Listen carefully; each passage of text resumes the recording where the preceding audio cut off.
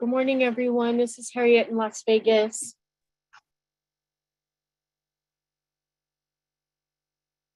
So I have a quick question. I saw an email that we're moving an agenda item, but I don't see where that agenda item is. I hope I have the right one. It's item number 13, Harriet. State of Nevada's after action report and improvement plans. Yes, that is correct. So I have presenting is Rodney Wright and John Backadall. That will actually be Megan Hall. Megan Hall. Okay, perfect. Thank you.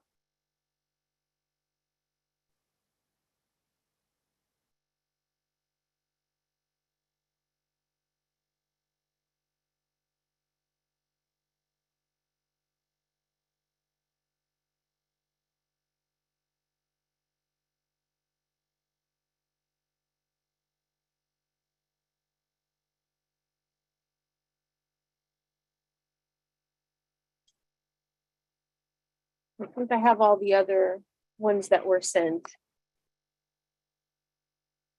Okay, does it look like we're almost ready? Yep, you're good to go, Harriet. All right.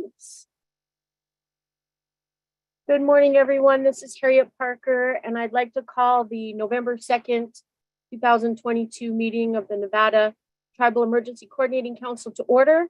Ms. Whipple, will you conduct a roll call, please? Yes, good morning, everyone. Harriet Parker.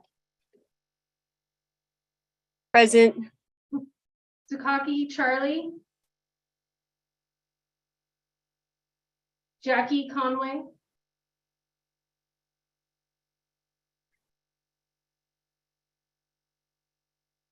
Elfrida Jake.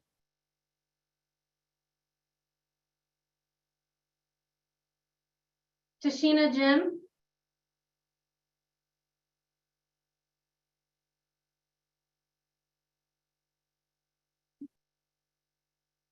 Dwayne Masters. Here. Don Pelt.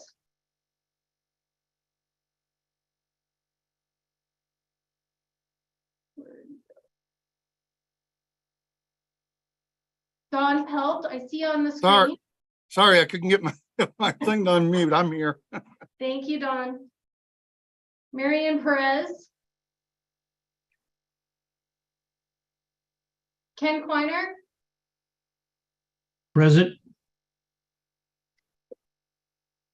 Ross Rivera.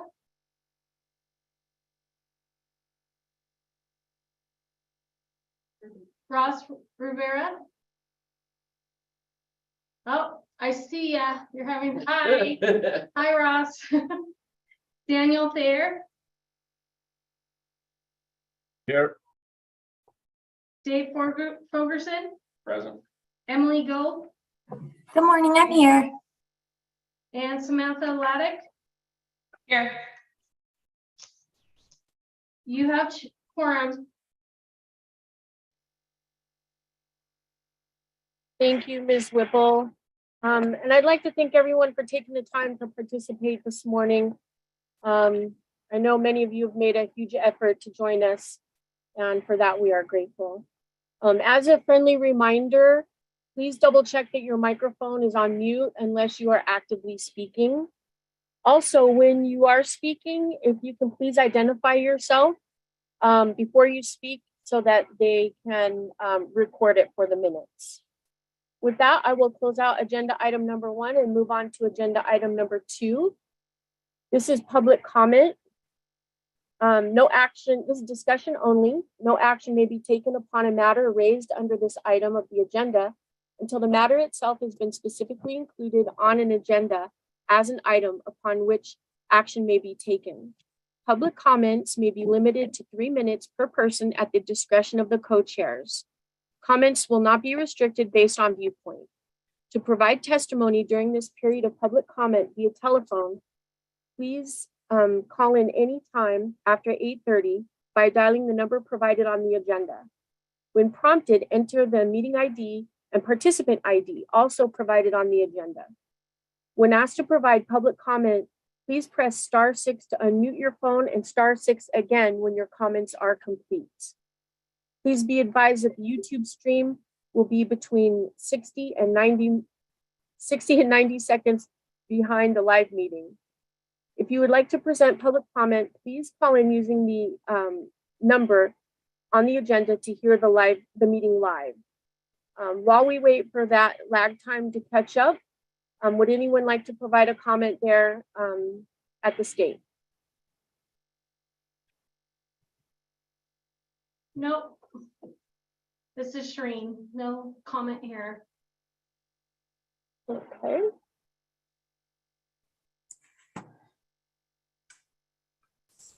Hello, can you hear me now? Yes, sir. Okay, I've switched computers here.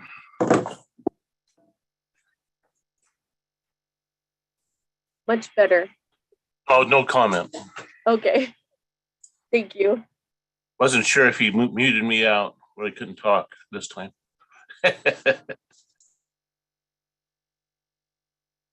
Okay, are there any public comments on the phone?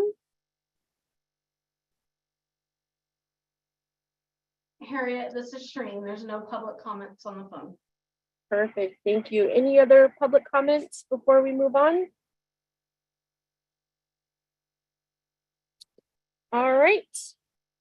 Hearing none, I will close out agenda item number 2 and move on to agenda item number 3. This is the approval of minutes.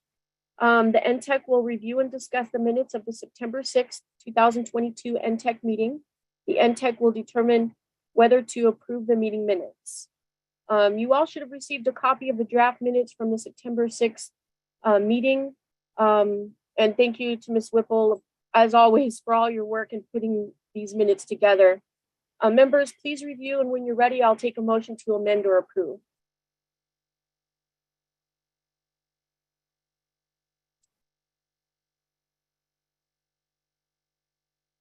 This is Ken Quine for the record. Motion to approve the minutes. Thank you, Ken. Can I get a second, please? This is Ross Rivera. I second that motion. No, any discussion on the motion? Okay, hearing none. All in favor say aye. Aye. Aye. Aye. All those opposed say no. Okay, motion passes. Minutes are approved from the September 6th meeting. All right, that will close out agenda item number 3, and we'll move on to agenda item number 4. This is a discussion on the status of the Nevada Division of Emergency Management, Homeland Security's efforts to assist its tribal nations. This is a discussion only. Co-chair Dave Fogerson is interested in hearing feedback on the status of the DEM HS programs as they relate to tribal nation protection, prevention, response, mitigation, and recovery efforts. Just gotta turn the page. Emergency management, homeland security, and public health preparedness. The Ntecc members are encouraged to discuss ways that DEM-HS can improve its efforts to better support their needs. Co-chair Fogerson will solicit input from individual Ntecc members on possible tribal representatives to serve on Ntecc. Chief, I turn it over to you, please. Madam Chair, can we actually move to item number 13 and move that up in front of this item? So that way we can move to have Megan go to her other commitment. Absolutely. Okay, so we're gonna hold on, that was number 3. We're gonna hold on agenda item number 3, and we're gonna move to what's numbered as number 13 on your agenda. This is the State of Nevada's After Action Report and Improvement Plans. Megan Hall will present Nevada's After Action Report and Improvement Plans process to the Ntecc, with the goal of enhancing cooperation and transparency within the performance review process. Okay, Ms. Hall, it's all yours. Thank you, Chair Harriet. I appreciate you being willing to move the agenda around and accommodate a little bit. To the rest of the committee, I do apologize. Rodney couldn't join you himself today. He is in Sacramento, so he asked me to kind of step in and help with this presentation. What we're talking about is after action reports from exercises and incidents.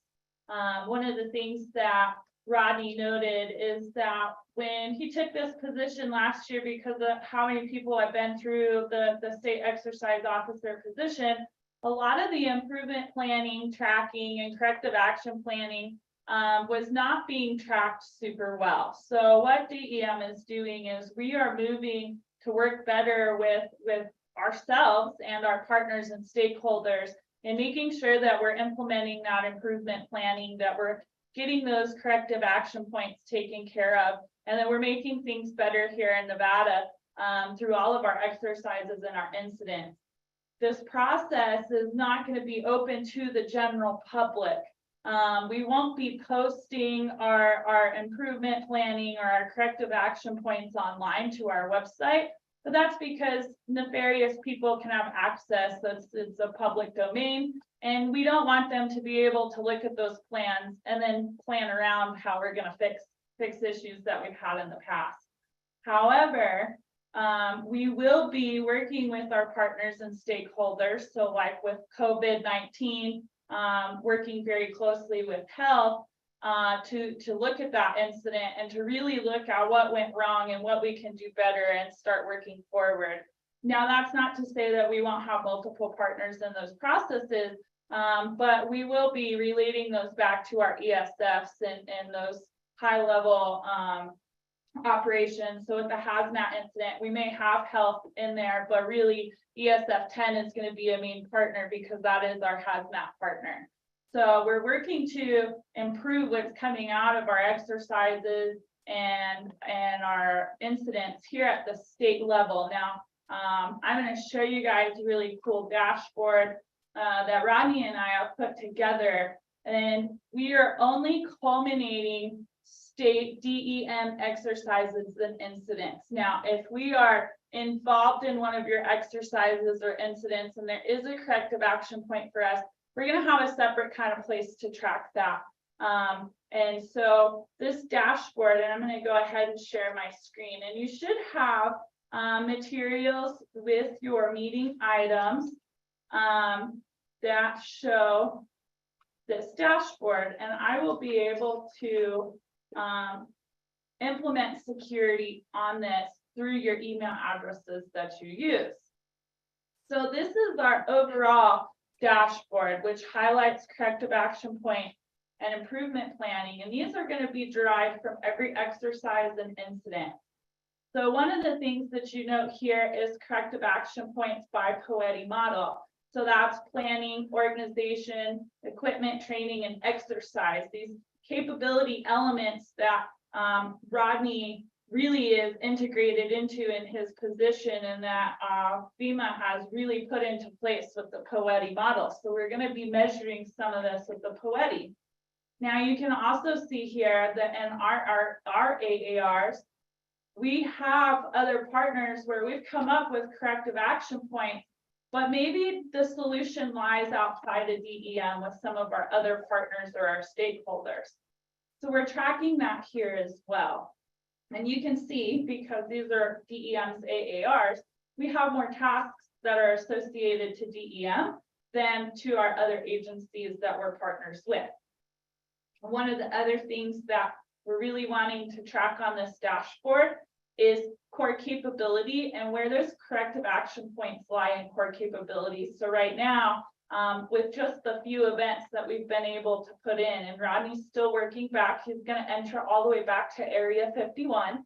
But one of the higher areas with most corrective action points is this operational coordination. So you guys will be able to get in here and look at this dashboard. And one of the things that Rodney really wanted to do was to break this down by event. So these are actually clickable links that you can come through and look at. Now, this is all corrective action points and improvement planning for just the MVU tour that was done in 2021. So you get that high level dashboard that kind of wraps everything together. And then if you're specifically interested in a certain event, you can come in here, you can see again those corrective action points by that capability element or that POETI model. You can also see who the primary owners of the corrective action points are and those core capabilities. So this one has the five of the 32 core capabilities in it. One of the things that's slightly different about the incident or exercise specific dashboard is that we actually list out those corrective action points here, the primary responsible organization. We will be having start dates and complete dates, as well as status. So that would show you in progress, completed, not started. And then also a percentage complete, how far or how much progress have we made to implementing this improvement plan. And this is again broken down by that POETI model, that planning, organization, equipment, training, and exercise. So you can actually come through here and they scroll and see all these different corrective action points. So as we continue to build exercises and incidents that DEM has been involved with, you'll see that list of exercises and incidents get a little longer. So you can have a macro view and then you can take that down into each of the different events. Are there any questions for me?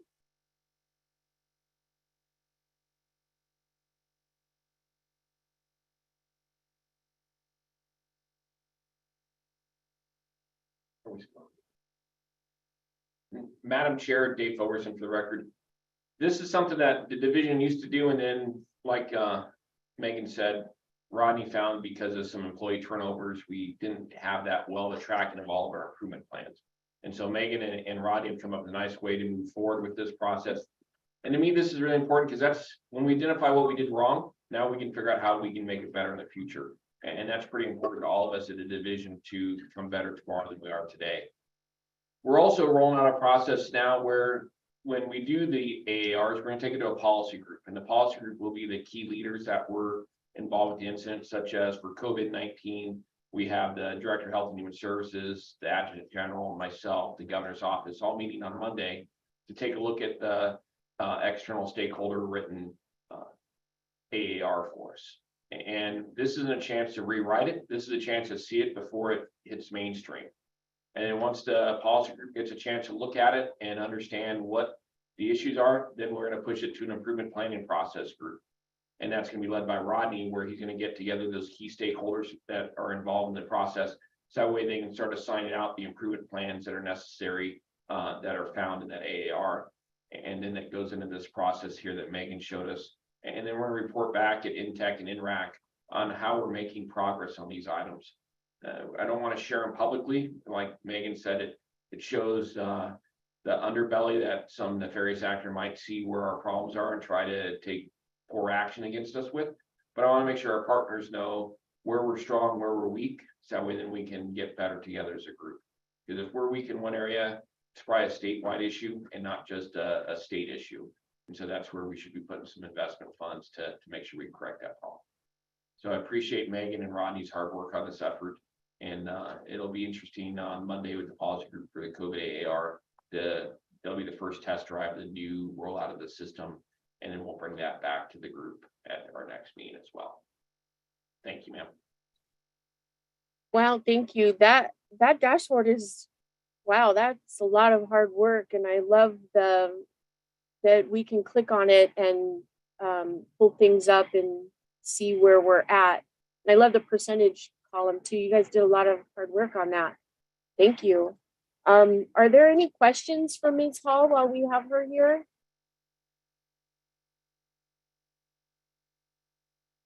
Okay, well, hearing none, thank you, Ms. Hall. We will close out agenda item number 13 and we'll go back to agenda item number 3. No, I'm sorry. Agenda item number 4, I apologize. So this is the discussion on the status of the Nevada Division of Emergency Management Homeland Security efforts to assist its tribal nations. And Chief Holgerson will be presenting. Do I need to read that thing all over again? I'm not legal counsel, but I think since it's already on the record once and it's written there, I think we're probably good. We're good. Thank you. Thank you. Okay, Stan. Chief, I'll turn it over to you. Thank you. Thank you. So just like we do at every meeting, just want to see the feedback from the group. How's the division helping you? What is the division doing that is hurting you? We're looking for the feedback on how we be a better partner in the emergency management homeland security enterprise through the state with our tribal nations, and see how our tribal liaisons are working out for you guys with Jay and Josie out there for you. So open it, any and all comments, feedback, anything we can do to help. And anything that is really cool that we should continue. This is a chance for you to talk now. Does anyone have any comments?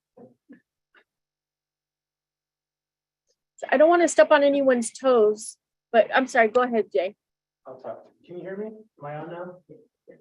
So in the past, we've just heard that not everyone, sorry, a good majority of our tribes want assistance with their planning. Or a lot of our tribal EMs out there are new to the field, and there's been so much turnover that awareness of a lot of things are not there. So that's what you've been asking for in the past, which is in full agreement by our Ntecc team. We've been looking for avenues to get more help in providing that service for everyone. We are still working on that. One bit of good news is we have someone coming in who's going to be down in the Southern Nevada office.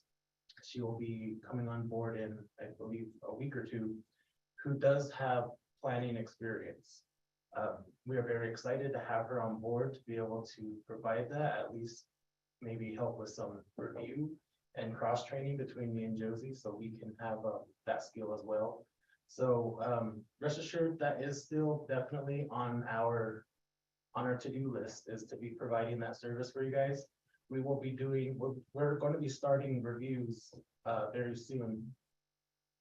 I myself will be starting to work with some tribes up in the north starting next week to look at reviews, and then we will be doing hopefully some helping tribes through some revisions coming up. So just want to make sure that you guys understand that we are definitely always being cognizant of that. We hear that request out of you guys over and over. Thank you. So any feedback from council members?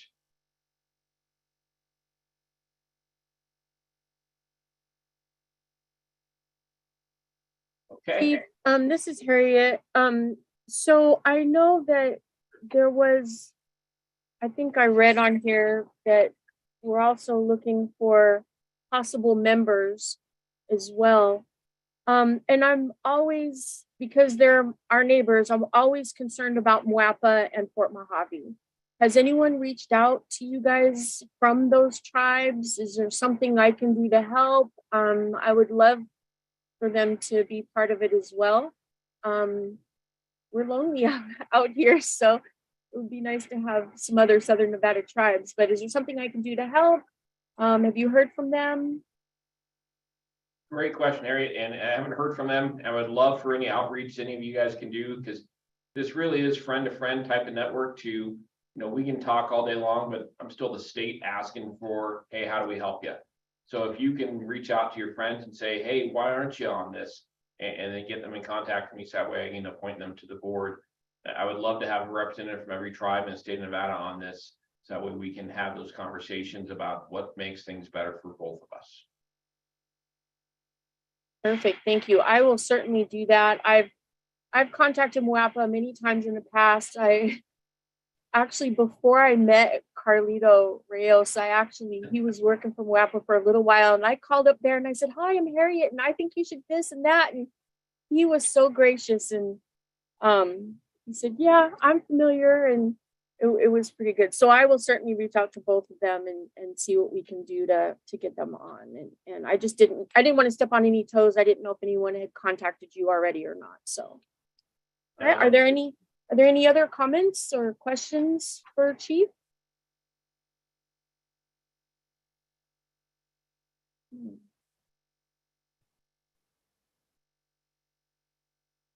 All right, so I'm sure that if you guys think of anything later, contact Chief and he'll guide you and get you in the right area.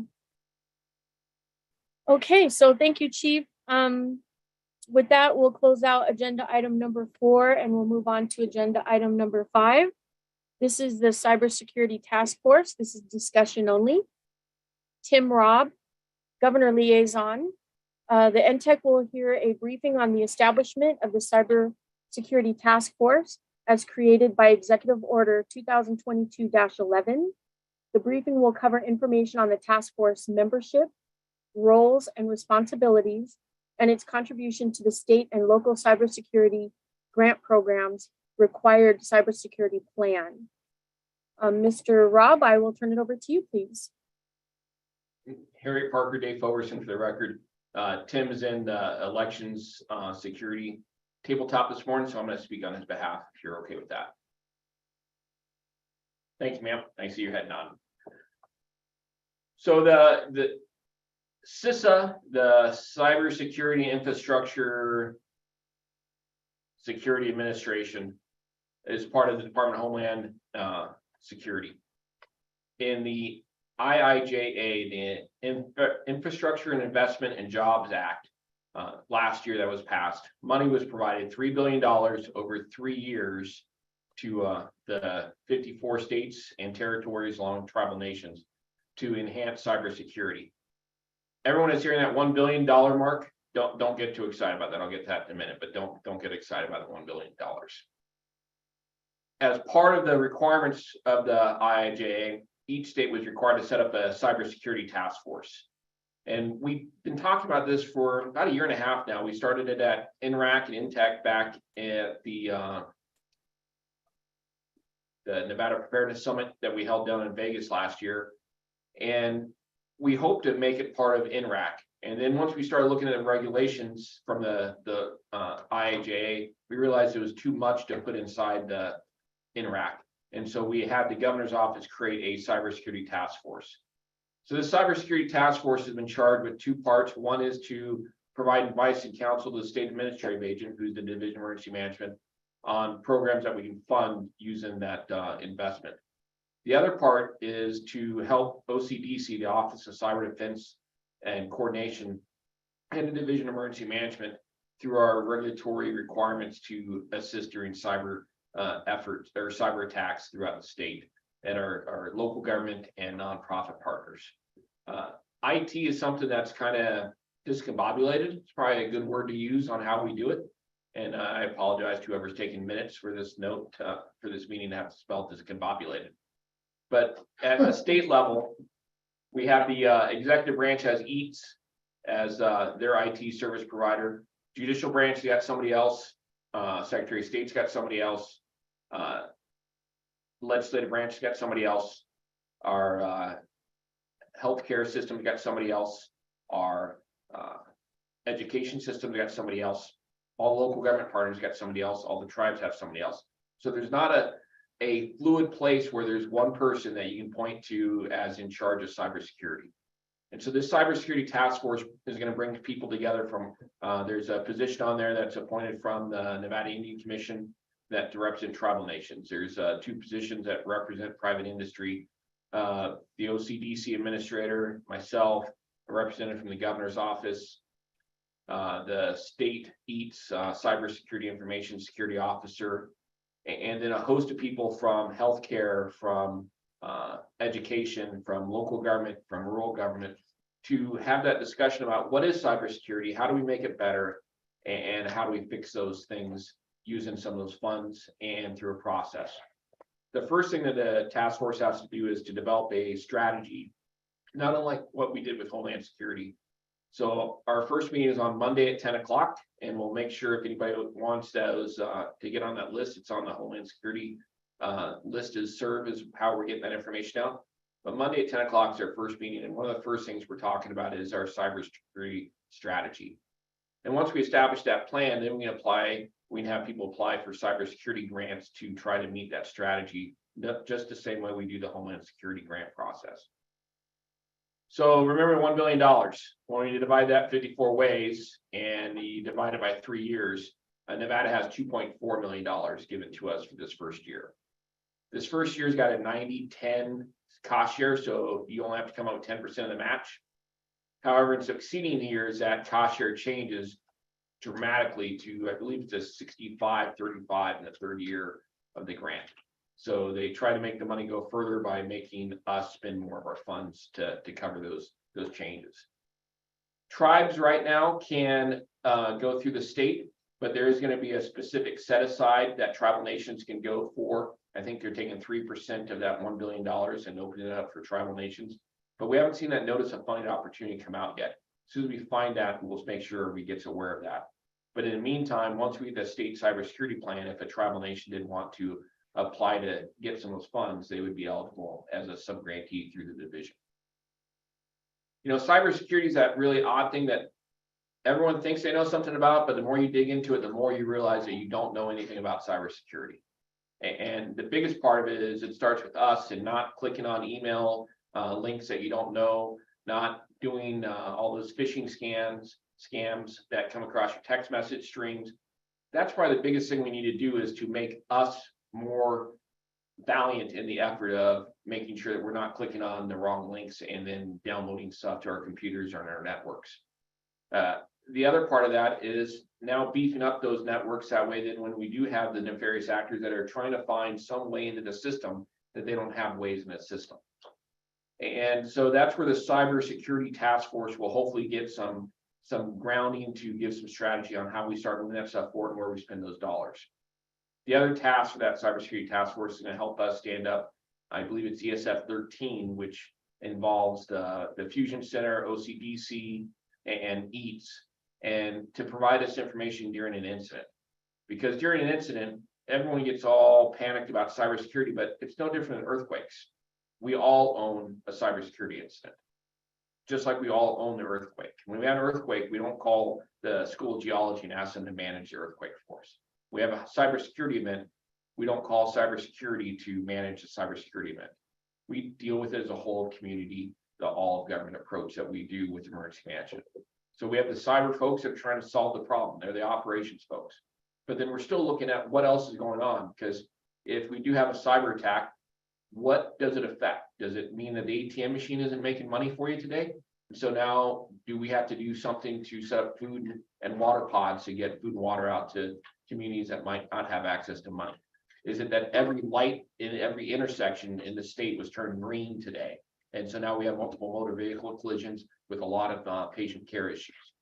You know, it's going to depend upon how they affect that, or something as simple as someone turns off Apple Maps. Imagine you're on vacation in Las Vegas and all of a sudden your mapping program doesn't work. How many of those visitors to City of Las Vegas and the Strip would be lost if their computers and their phones didn't tell them how to get to home from where they're at? There's no more Thomas Brothers maps. And so hopefully we can look at all that through that cybersecurity task force to how do we invest that money correctly? How do we engage all the various cyber partners in discussions? And then how do we work on that whole government response to make sure that we're all present and accounted for when something does happen, and we're not pointing fingers back and forth, but we're treating it just like we would any other emergency. So open any questions anyone has. Again, the first meeting is going to be Monday at 10 o'clock. Went on the Homeland Security listserv yesterday afternoon. If you didn't get that, send Shireen a note. We'll get you added to the Homeland Security listserv so you can get those notices in the future. So thank you, ma'am, and open any questions. This is Harriet Parker for the record. Chief, can you announce who the tribal representatives are, or do we have to wait? Do we know who that's going to be? There's 17 members of the committee. Only 10 have been appointed so far, because all 10 of them require a governor's appointment. And so I'm not sure where the tribal liaison position is. I do not think it's been appointed yet. And I think it's one of the 7 that are still outstanding. So I can follow up on that and see where we are, but I can only announce the ones that have been appointed. I can't talk about the ones that haven't been appointed yet. And maybe Ms. Nichols, when she gives the Nevada Indian Commission update, can see if they've actually recommended someone already to the governor's office. Maybe we can work around it that way. Perfect, thank you, sir. Any other questions for the chief regarding the cybersecurity task force?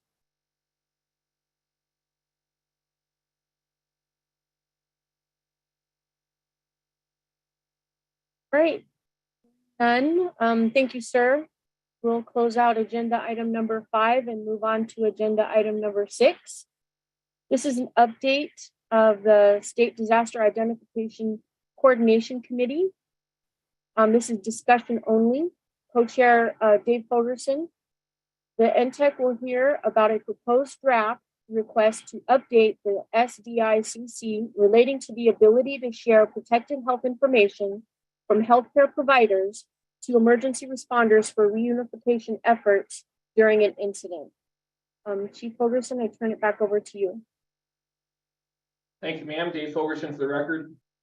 In your packets, you do have some proposed language that we are seeking a bill draft request to clean up some issues that we see sharing protected health information related back to HIPAA.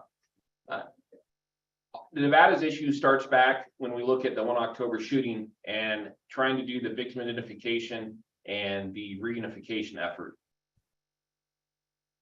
Nationally, and this is a really horrible topic to start talking about, but nationally, when we look at the number of shootings and the crush injuries that we had in Texas at one of the concerts, every state is having an issue with how do we get the information from our hospitals and healthcare providers about who they have in their facilities. So that way then when we do have a large event, we can reunify family members that might have left. The key point here to remember is with trauma patients, a lot of these folks, they're leaving a very traumatic scene. So they might not be leaving with their purse, their wallet, their cell phones. Those items might be left behind. And that's, if you saw in the news last night, I believe it was South Korea, or I believe it was South Korea, where they had the 160 people that were killed in a crush injury and they had all the leftover belongings.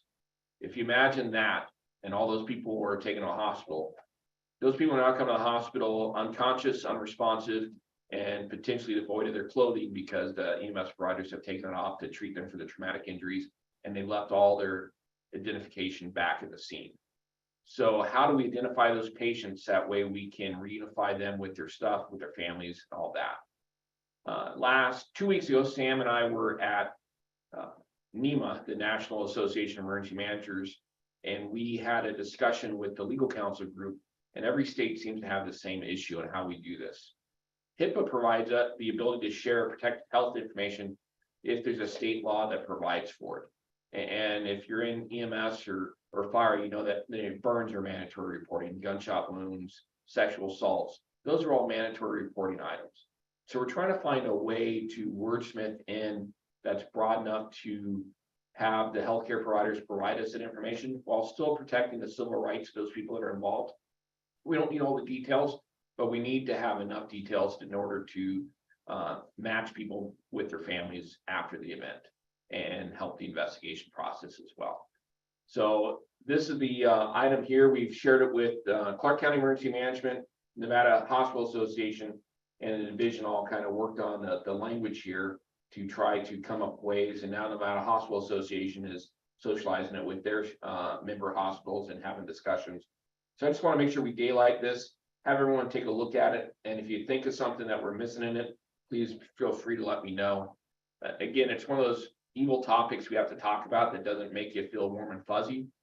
But after an incident, it's going to be something that if we can connect all those people back to their families, is going to provide us with a sense of relief instead of that closed door policy where we don't get that information.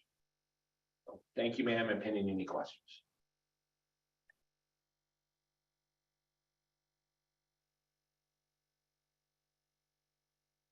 Chief, this is Harriet Parker for the record.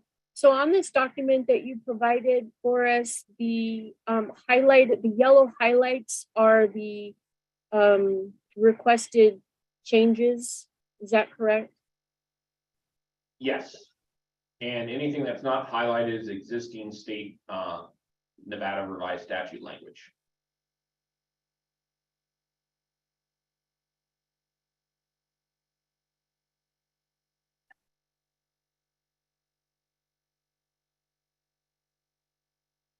Are there any questions for Chief Fogerson regarding the State Disaster Identification Coordinating Committee requested changes?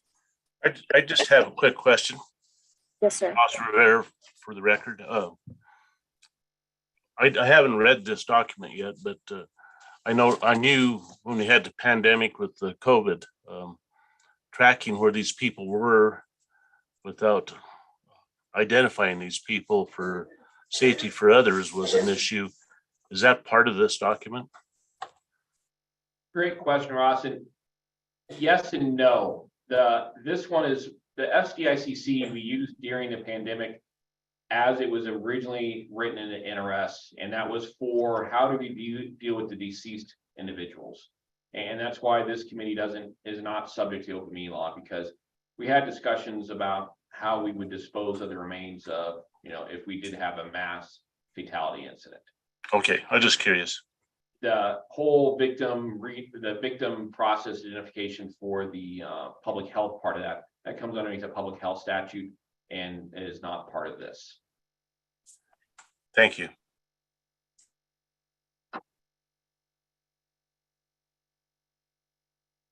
Thank you, gentlemen. Were there any other questions before we close out this agenda item?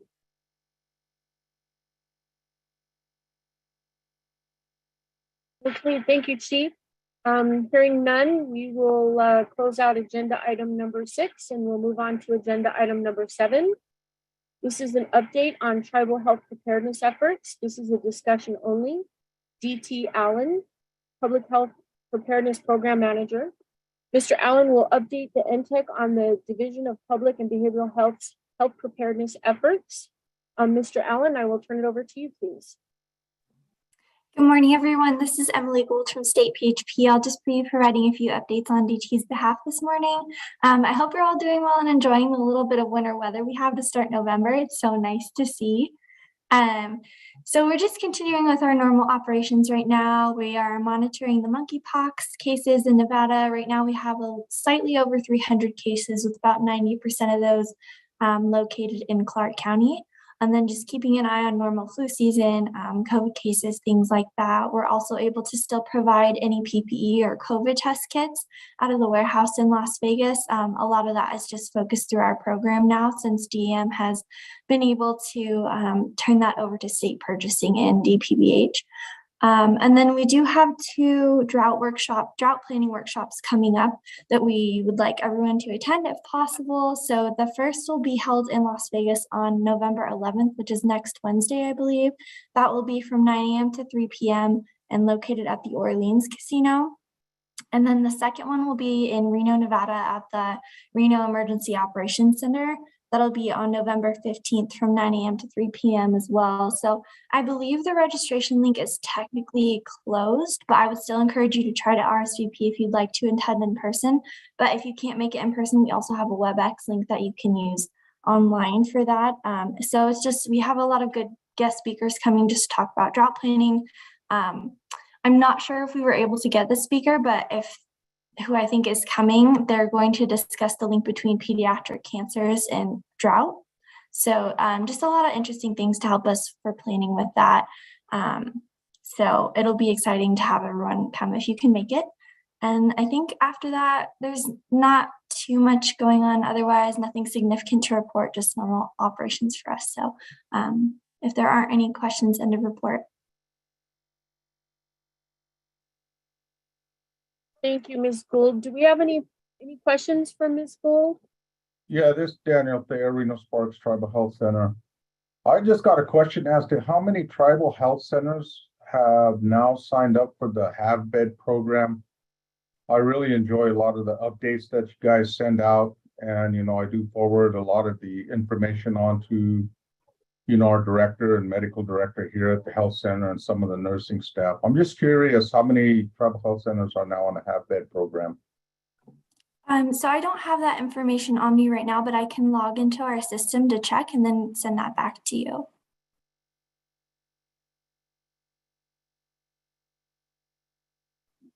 And Dan, that's a great item there that our state tribal liaisons, when they go out, can get with state health and make sure we're spreading that information with all of our partners.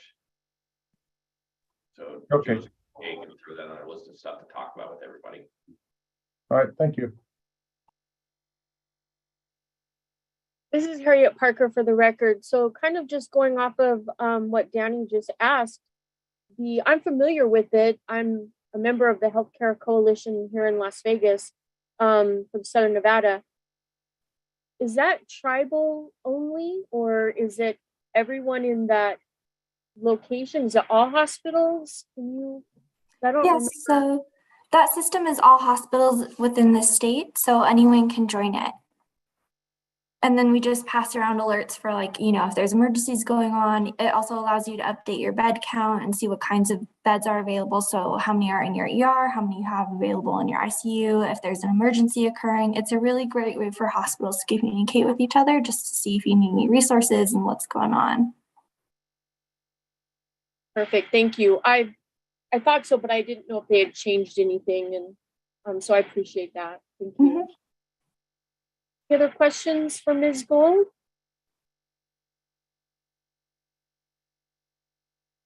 Okay, well, hearing none, thank you so much for your report. We really appreciate it.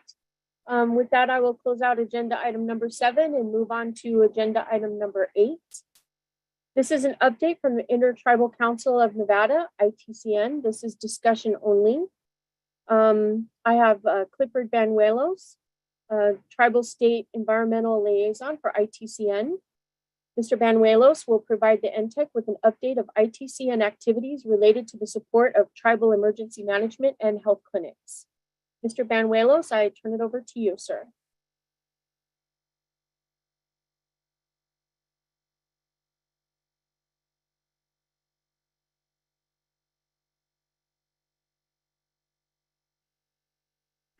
Harriet, it doesn't look like we have anybody from ITCN on the call today. Thank you, sir. So we will table agenda item number 8 for our next meeting, and we'll get an update from them at that time. And we will move on to agenda item number 9. This is an update from the Nevada Indian Commission. Stacy Montooth. Director Montooth will provide Ntecc with an update of NIC activities related to the support of tribal emergency management and health clinics. Director Montooth, I turn it over to you, ma'am.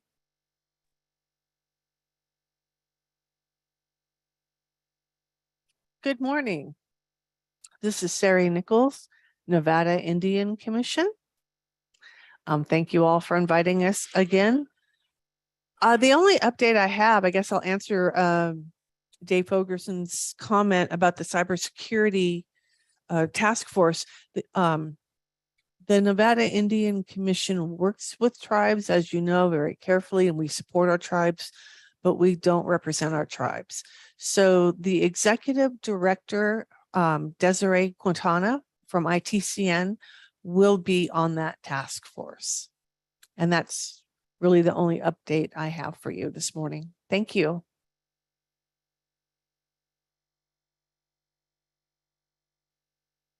Thank you, Ms. Nichols. Any questions for Ms. Nichols while we have her on the call?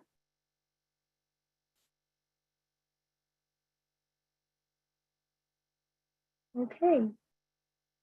Hearing none. Thank you, ma'am. We will close out agenda item number 9 and move on to agenda item number 10. This is Nevada Public Bodies updates. This is discussion only. Tribal representatives appointed to the following Nevada public bodies may provide an update on their role with each public body. as well as initiatives and projects that impact Nevada tribes. First up, we'll hear from Chief Fogerson regarding the Nevada Resilience Advisory Committee. Chief, I turn it over to you. Thank you, ma'am. So the agenda today is the same agenda as the NRAC meeting. And we've done that for the last 3 of these meetings to mirror those 2 together. And then we just added in the additional items that are specific with their tribal nation relationships to the Ntecc one. So I would like to, unless there's any opposition, I'll probably remove this from future agenda items because we're sharing the same information at that bigger meeting as we are with our tribal specific ones. Obviously, we try to give it more of a, how does it impact the tribal nations here when we look at these agenda items, but the same thing we're sharing with our county partners and city partners and private partners and our 2 tribal liaisons that are on the Ntecc should be the same stuff we're sharing with you.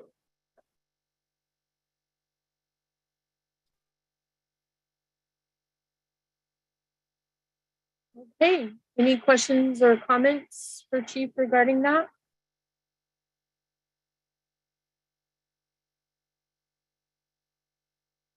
So the request is to remove that from future agenda, is that correct?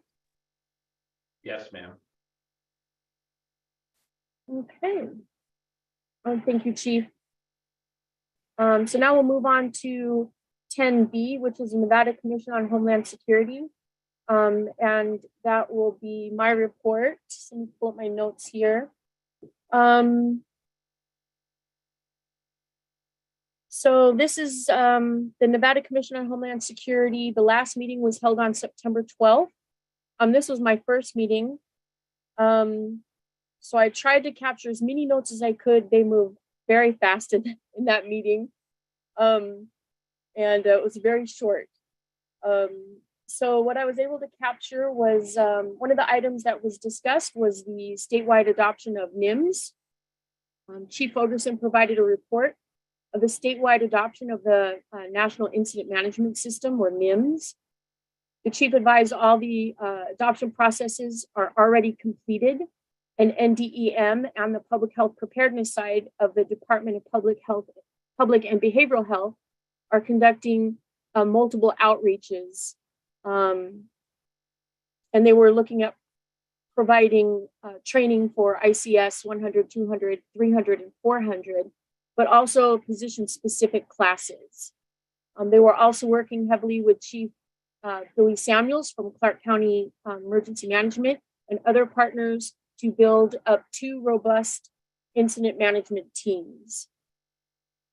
Another thing that was discussed was a request for Urban Area Security Initiative program deobligated funds. Ms. Suze Coyote advised that the Las Vegas Metropolitan Police Department applied for funding for the robot dog equipped with cameras, speakers, lights, and a microphone.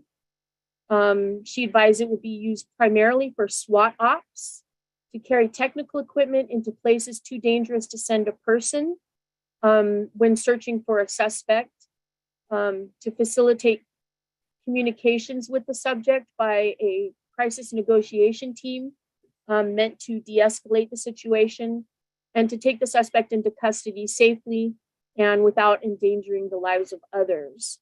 It was also reported by Ms. Coyote that the unit can easily be adapted to additional missions such as search and rescue, CBRNE, and crowd control.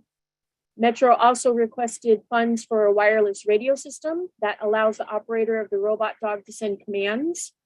The full amount of the request is for $150,000 from fiscal year 2019 deobligated funds from the Homeland Security Program.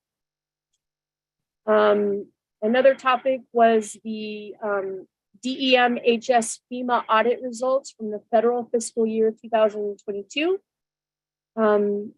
Ms. Suze Coyote reported that DEM was currently undergoing a state audit by Nevada's contracted CPA firm I. Bailey for the warehouses that were ran and controlled during the pandemic.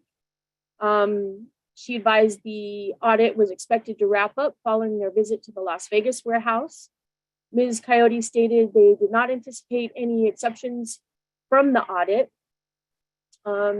She advised beginning in July of 2021, I Bailey also conducted an audit on their disaster grants, also known as public assistance. This audit lasted several months and finished up in July 2022. There was only one finding that required corrective action, and that was in regards to reporting the dollar amount received to the federal subaward reporting system in a timely manner.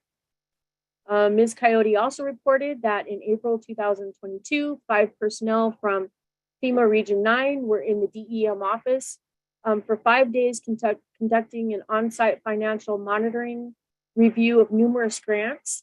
There were no findings, and DEM was praised by Region 9 for their amazing job done by their grant staff. So that was good to hear.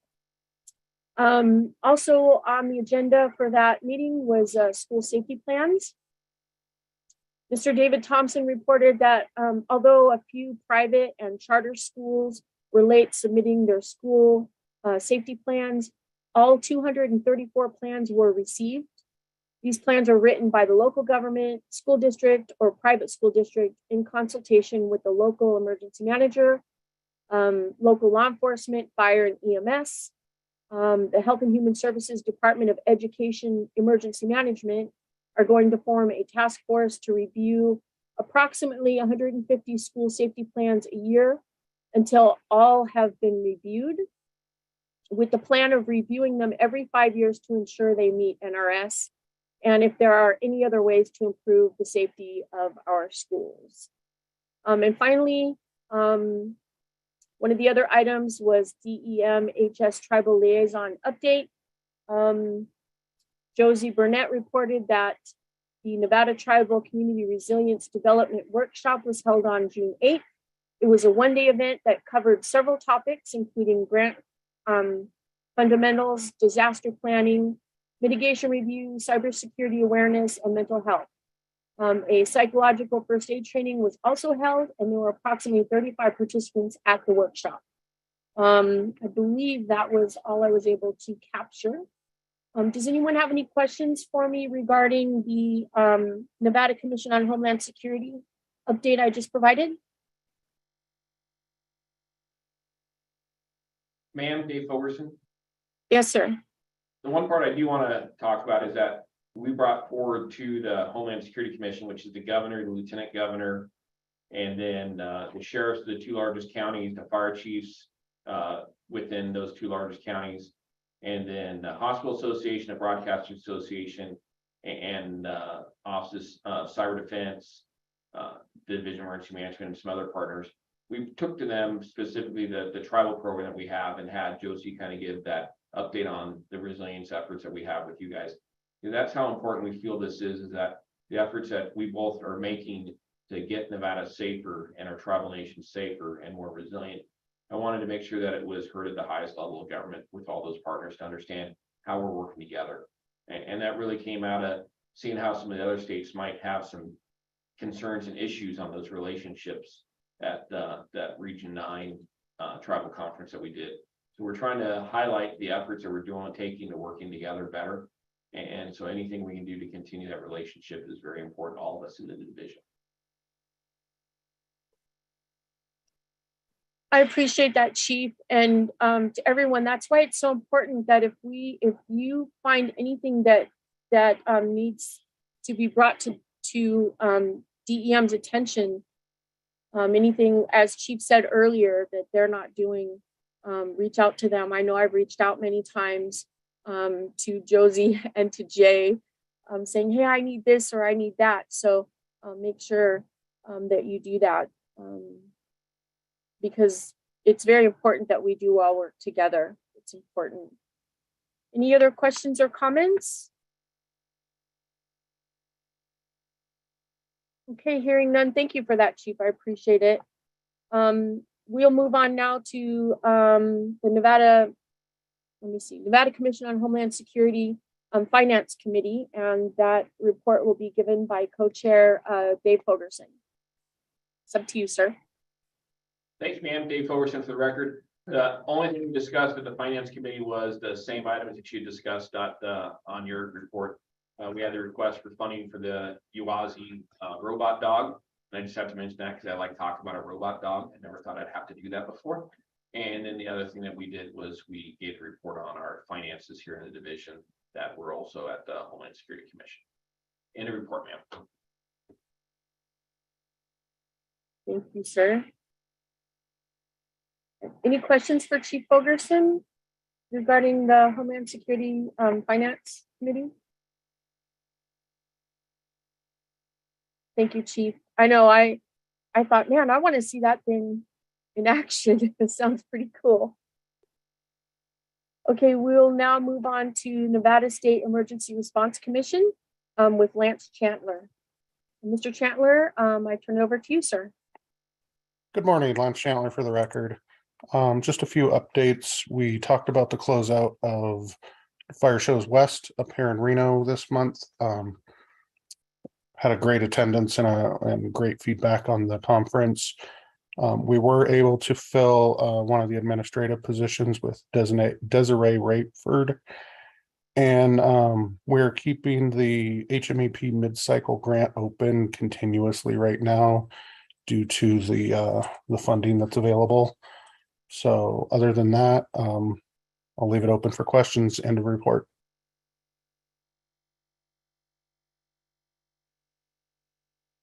Thank you, sir. Are there any questions for Mr. Chandler?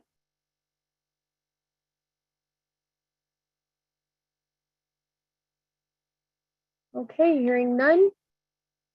Thank you, Mr. Chandler. I appreciate that report. We'll move on now to agenda item 10E, which is the Nevada Interstate Mutual Aid Committee. Eric Wilson with the EMHS. Mr. Wilson, I turn it over to you, sir. And Harriet, Dave Fogerson for the record. Eric is with our elections integrity meeting this morning. He told me he has nothing significant to report. And the only thing that always constantly remind our tribal nations that you can enter into the into our Nevada interstate mutual aid system anytime you want to with a tribal resolution, and we highly encourage you to. Nothing hurts you from doing so.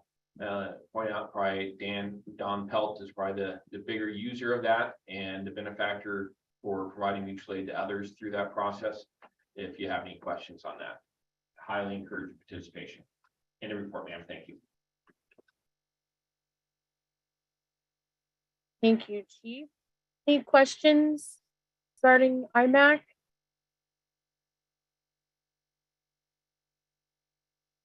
Okay, hearing none. Thank you to everyone for your reports. We will close out agenda item number 10 and we'll move on to agenda item number 11. This is an update from the Federal Emergency Management Agency, FEMA, Region 9. This is discussion only. Crystal Harjo. Ms. Harjo will provide the Ntecc with an overview of FEMA Region 9 all hazards activities and upcoming events. This will include training, tribal and partner engagements, tribal consultation opportunities, and outreach activities at the regional and Nevada specific level. Ms. Harjo, it's all yours, ma'am. Hi, everyone. Can you hear me okay? Okay, awesome. I'm going to make it short and sweet. Unfortunately, I am attending the National Congress of American Indians Convention in Sacramento and currently sitting down with the Region 9 tribal team going over some projects that we are handling. So first off, I just want to remind everyone that we have our monthly tribal meetings held every third Wednesday of each month. This month, obviously, is Native American Heritage Month. Our meeting is scheduled for November 16th at 11 a.m. I will send out that information and hopefully we can have our tribes attend this month. And for training opportunities, again, the Center of Domestic Preparedness is having their Tribal Training Week held March 11th through 18th in Anniston, Alabama. Registration is currently open. There are several training opportunities that cross the gambit from public health to emergency management to public information and law enforcement. If you guys need any information on that, contact either myself or David Hall at CDP. Other than that, that's pretty much all I have for the group. Pending any questions, and a report. Thank you, ma'am. Any questions for Crystal?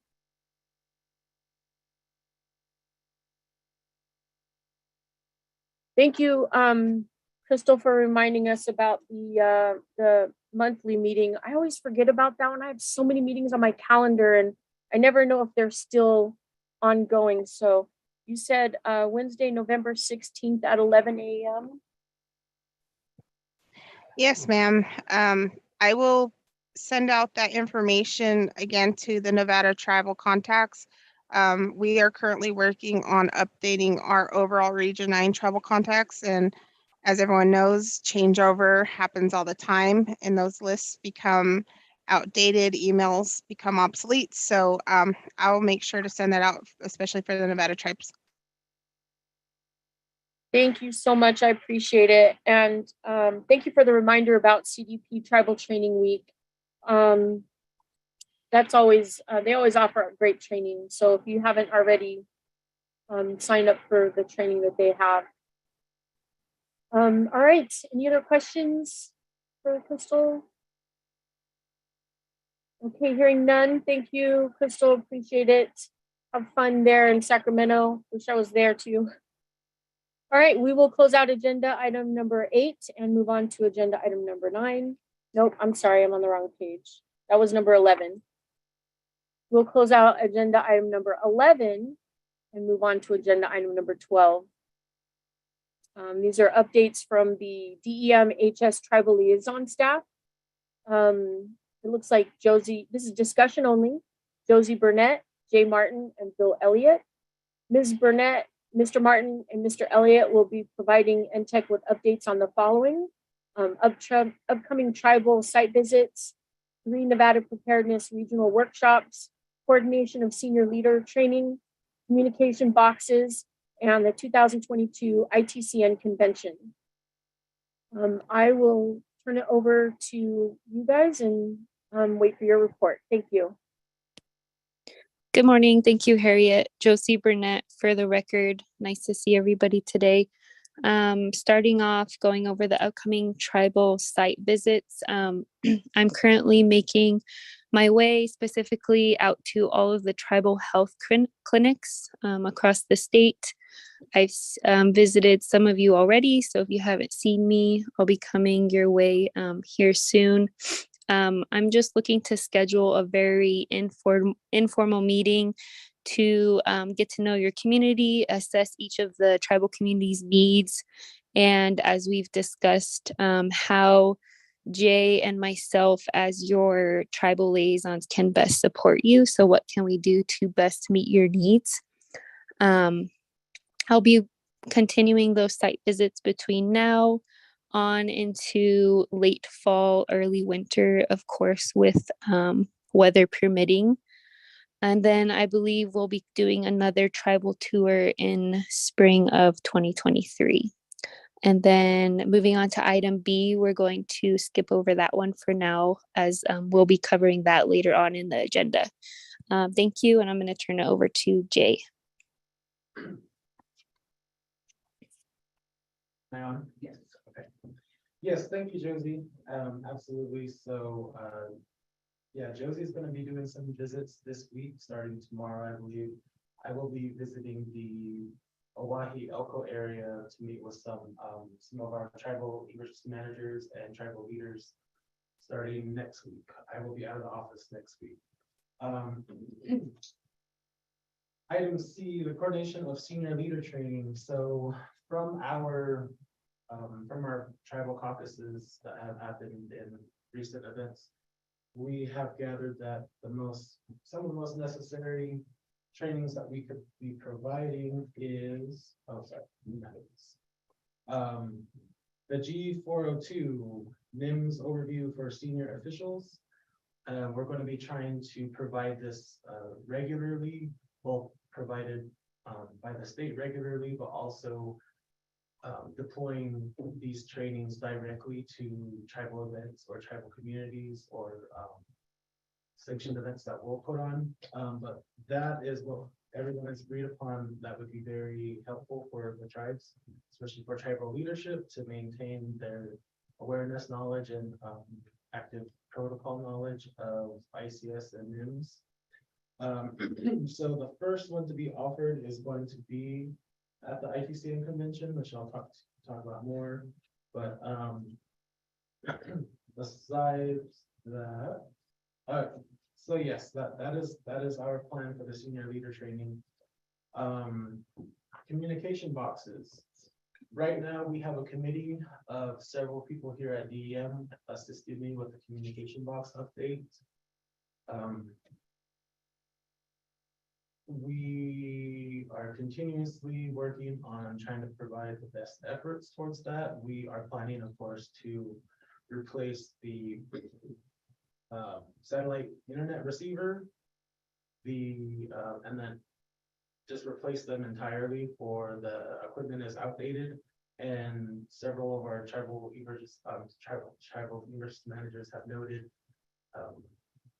faultiness with the devices in the past, regardless, just having some complaints about the company that we had gone with before. I believe that was Satcom. So we're looking to switch to a new carrier, hopefully Starlink, if we can get in touch with them. Right now, their procurement process is very odd. There's zero human medium for it besides backdoor ways. So that's what we're trying to gather now. So yeah, we continue to work on that. We're also wanting to make sure that all the radios provided in the comm boxes are active and are tailored to the needs of the specific geolocations of the tribal communities. Something we're running into right now is that the surveys are not done for the radio communication frequencies necessary per tribal community.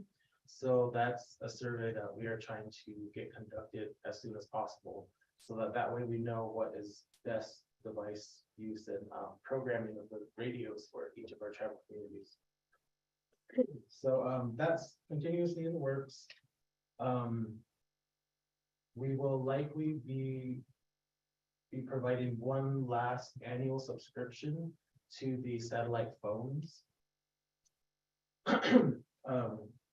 That's unfortunately going to have to be staggered for funding reasons between our grants. So that will be coming hopefully very soon. And then for the 2022 ITCM convention, we have been working with Desiree Quintana at the executive director for the Intertribal Council of Nevada, to be providing some emergency management sessions for their 22 annual convention, which is due to be held at the GSR the week of December 11th. I believe that's a full 5-day schedule. They're still working on that agenda. And we have a meeting later on this week to finalize those plans. But the ideas for those sessions are going to be, one, providing that G402 NIMS overview for senior officials. What we are definitely trying to do is be educating and inspiring our tribal leaders, our tribal administrators, and then definitely, of course, our tribal emergency managers out there, especially those who are new to the field. Time restrictions are likely going to restrict us from being able to provide the L583, which is something we'd love to do, but like I said, probably may not have time. That is the emergency management overview for tribal leaders. That is a tribal specific one. We will definitely be having the that is a part of some of the tribal courses offered by FEMA, the tribal curriculum. I believe there's 5 in total that we will be working on to provide the tribes from here on out, not just at the ITCM convention. And then also providing a tribal emergency management 101 course with Linda Zambrano of the National Tribal Emergency Management Council. Again, that is just to provide overview of emergency management activities and duties for emergency managers, And then, of course, inspiring and educating all leadership and administrators to be supporting these activities. And then Josie's going to be providing a health component to these 3 sessions that we're going to be providing. And those will likely be in the realms of suicide prevention, probably offering safe talk training. That is going to be finalized, I believe, this week as well. She has a meeting with those trainers.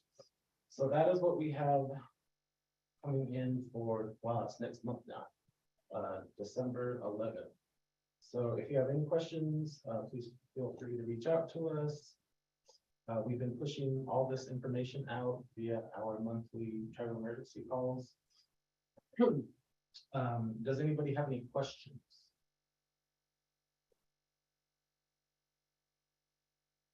Good. End of report. Oh, and I'm so sorry, that was Jay Martin for the record.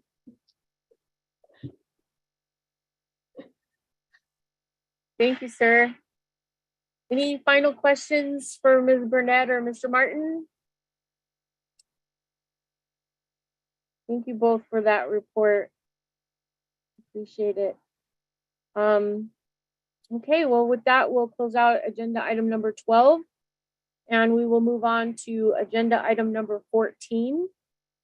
This is a discussion of potential legislative requests for the 2023 session. This is a discussion only. Chief Fogerson will solicit input from the Ntecc on legislative needs related to emergency management and homeland security for the 2023 session. Chief, the floor is yours, sir. Thank you, ma'am. Dave Fogerson for the record. Same agenda item that we've had standing for the last few meetings is to see if there's any legislative items that this committee thinks that we need to bring forward. The next meeting will update this agenda item to talk about the ones that we have submitted that we're right now can't provide copies of, but one of them would be the SKICC change. We have some language changes on the incident management team that says they all have to be volunteers. We're asking for that to be changed to the people, asking for some funding changes, and asking for some school safety plan when their due date changes. But if anybody has any other ideas or needs that they've identified, please let me know, and we'll see if we can fit that into one of the bills or find somebody to fit that into a bill for us. Any report, ma'am. Thank you, Chief. Any questions for Chief Fogerson regarding the legislative request for 2023? Okay. Thank you, sir. I'm hearing none. We'll close out agenda item number 14 and we'll move on to agenda item number 15. This is a grant status report. This is discussion only. Samantha Hill Cruz. The Ntecc will receive quarterly grant reports, which will outline the spending status on Emergency Management Performance Grant, EMPG, Homeland Security Grant Program, HSGP, and Emergency Preparedness Working Group Grant, EPWG.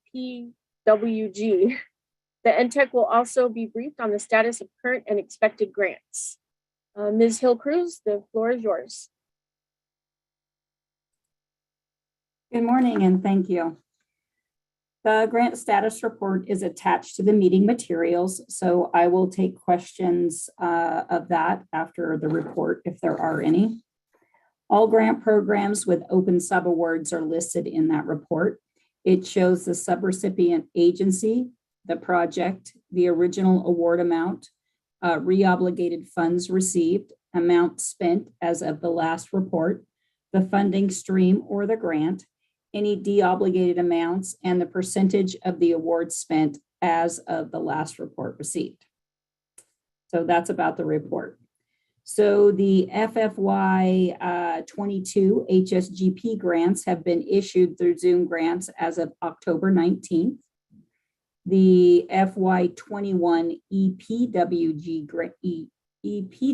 grant was issued through Zoom grants as of October 21st.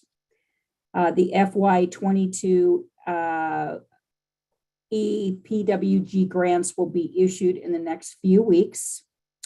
FY22 NSGP grants have been issued through Zoom grants as of October 25th. The FY22 EMPG grants were issued through Zoom grants as of October 25th. The DEM is preparing the applications for the state and local cybersecurity grant program that you heard reports on earlier, and that is due out to the feds by November 15th. I'm happy to take any questions you may have.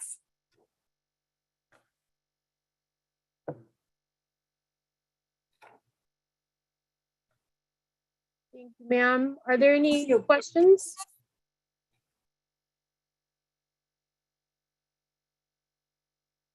No questions for Ms. Hill Cruz? Hearing none, thank you so much for that report. All right, we'll close out agenda item number 15 and we'll move on to agenda item number 16. This is the regional preparedness workshops. This is discussion only. John Backadal with DEM. Mr. Backadal will review with the Ntecc the Regional Preparedness Committee workshop events that were held in Elko, Carson City, and Las Vegas. Mr. Backadal will solicit input from those who attended. Mr. Backadal, are you on the call? Good morning. This is Bill Elliott for the record. I'm reporting for John Backadal. In September and October, we had 3 different regional workshops, one in Elko, one in Carson City, and one in Las Vegas. During those workshops, which were a week long, we had tribal participation in each one. We did the threat and hazards identification and risk assessment, along with the the stakeholder preparedness report. We had emergency support functions report out, including NDOT. We had hazards mitigation and the National Guard as well. We did in each workshop, we had tabletop exercises and we had grant reporting requirements that were discussed. And for this workshop, because we did a workshop, we did the THIRA, and we did a tabletop exercise. Those are 3 exercises that satisfy the EMPG grant requirements. So we thought that the workshops went very well, but we'd like to hear some feedback from you on those workshops and what you would like to see in the future.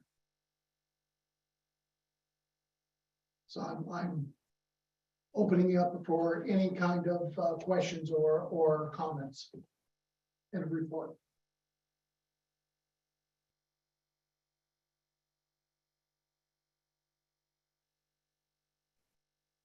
Thank you, sir. Are there any questions for Mr. Elliott or any comments you'd like to make? Is there anything from the workshops, as he mentioned, that that you would like to comment on or request for next time?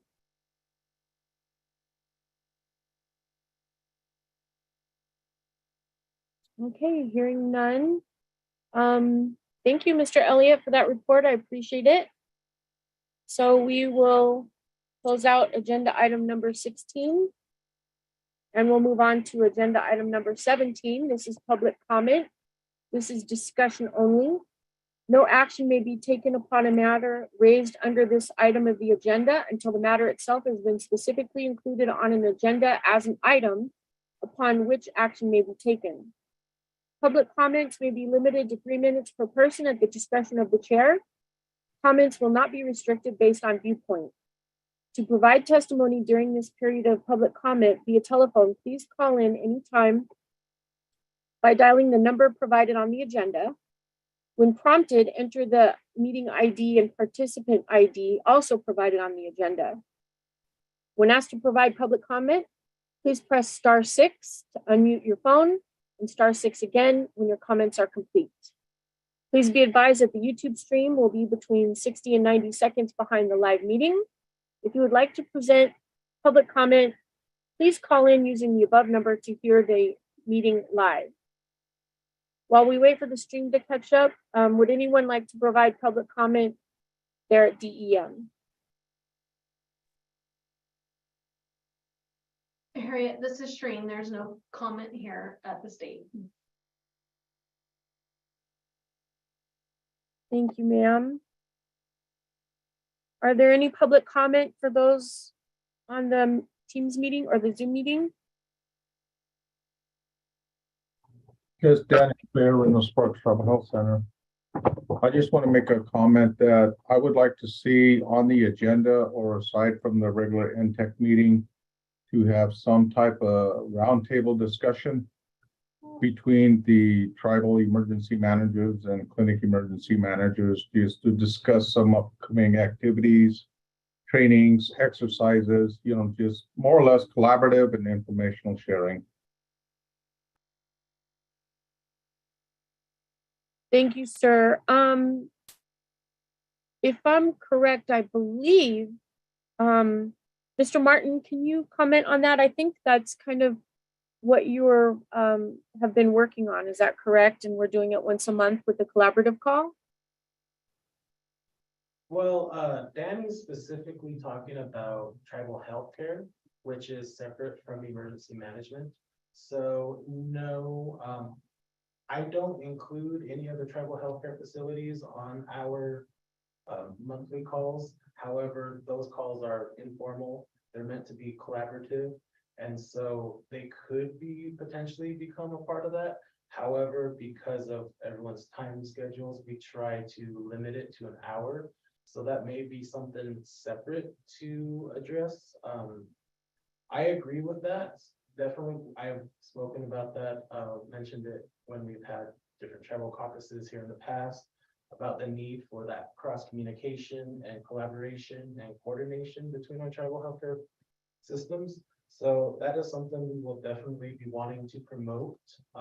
That'll of course be more Josie's focus, as she's the one that keeps in touch with all the tribal healthcare facilities and such. But yes, we will be working with you on that, Danny, for sure. That is a terrific idea. COVID tested a lot of our weak points, which is just things that we just didn't have in place at the time or had prepared for mentally of what plans we did have and such. So it would be very beneficial to have that sort of cross communication and coordination for sure. So that'll be on our books.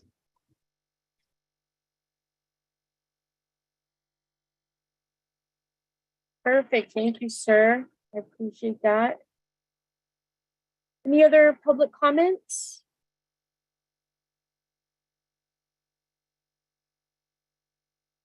Okay, hearing none. Thank you. That will close out agenda item number 17, and I will open agenda item number 18. This is for adjournment. May I have a motion to adjourn, please? Daniel Thayer, I'll make the motion. Thank you, sir. May I have a second? Don Pelt, I'll second. All those in favor say aye. Aye. Aye. Aye. All opposed say no. Okay, motion passes. Thank you to everyone for taking the time for this meeting. We are adjourned at 10:29 hours. Have a great rest of your day, and we'll see you again in a few months, and happy holidays. Thank you. Bye.